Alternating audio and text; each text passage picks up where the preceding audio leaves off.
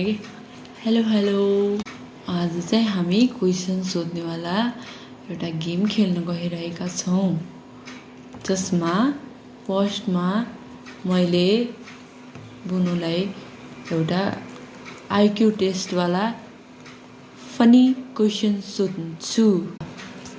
एउटा चाहिँ पिपलको रुख थियो हैन, अनि त्यसमा एउटा मान्छे ब्लाइन्ड थियो, एउटा मान्छेको खुट्टा थिएन, अनि एउटा मान्छे हियरिङ प्रब्लम थियो हैन। अनि त्यसपछि त्यो रुखबाट एउटा आँप खस्यो हैन। त्यो रुखबाट एउटा आँप खस्यो। त्यो त मैले सबभन्दा फर्स्टमा कसले देख्छ? त्यो मान्छे 3 जना छ। फर्स्टमा कसले देख्छ होला? ल बुनुले आन्सर दिन्छ है। बुनु भन। पिपलको रुख थियो हैन, अनि पिपलको रुखमा आम कसरी हुन्छ?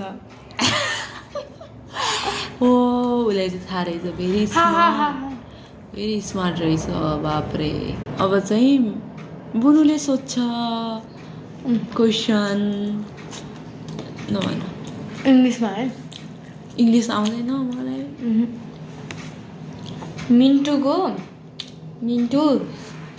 Mintu's mom had 3 children. चिन्टु, मिन्टु र सीता। बुझ्यो हैन? Yes. मिन्टुको मम्मीको 3टा बच्चाहरू थियो, मिन्टु, चिन्टु र Sita. What is their mom's name? What is their mom's name?